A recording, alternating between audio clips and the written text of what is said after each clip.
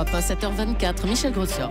Les secrets politiques de Caroline Roux. Bonjour Caroline. Bonjour Michel. La Grèce sera à l'ordre du jour de la rencontre entre Angela Merkel et Nicolas Sarkozy. L'info politique, c'est que vous pouvez déjà nous raconter comment va se dérouler cette rencontre. Alors, le rendez-vous va durer 1 heure. Ça va se passer à Berlin, au siège de la CDU et pas dans le bureau de la chancelière. Il y aura une photo, mais pas de déclaration commune. Ce qu'il faut comprendre, Michel, c'est qu'Angela Merkel ne veut pas que cette relation gêne sa relation avec François Hollande, qu'elle verra d'ailleurs vendredi.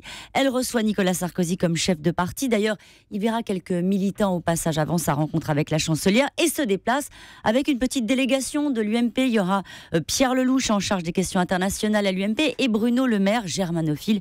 Et comme vous le savez, choyé depuis ses 30%. Alors, l'objectif de cette rencontre est d'abord politique. Faire passer le message à Angela Merkel que l'UMP défendra des réformes économiques lourdes, car comme me l'explique un beau connaisseur de l'Allemagne, elle craint que Nicolas Sarkozy ne reparte sur des questions identitaires, sur l'immigration et sur Schengen. L'autre sujet de ce déplacement, c'est de montrer le nouveau visage d'un parti de droite uni.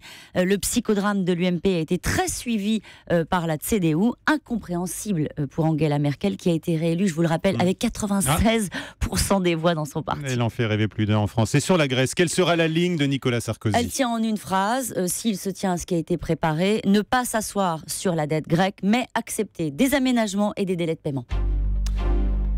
La question politique, la gauche de la gauche jubile depuis cette nuit, depuis la victoire de Syriza et affiche un front uni, parti de gauche, communiste écolo, mais qui prendra la tête de cette alliance ? Qui sera, Caroline, le Tsipras français ? Alors, je ne vais pas vous surprendre, Michel. Jean-Luc Mélenchon s'y voit déjà. Mais ce qui est intéressant, c'est qu'il n'y aura pas de débat. Cécile Duflot, c'est vrai, on les a vus beaucoup ces derniers temps tous les deux, à qui on a toujours, vous le savez bien, prêté une ambition présidentielle, est prête à se ranger derrière Jean-Luc Mélenchon pour 2017.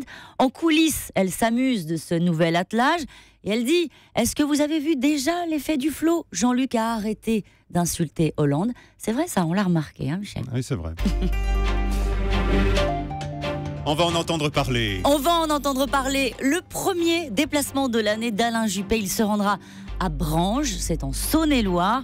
Et ceux qui doutent, et ils sont nombreux à l'UMP, de sa capacité à faire campagne, vous savez, à aller sur le terrain, aller rencontrer les militants, pourront désormais le juger sur pièce. Eh oui, il avait annoncé sur Europe 1 qu'il allait entamer un tour de France. Merci beaucoup Caroline Roux. Les secrets politiques de Caroline tous les matins à 7h25 sur Europe 1. À demain Caroline. Demain.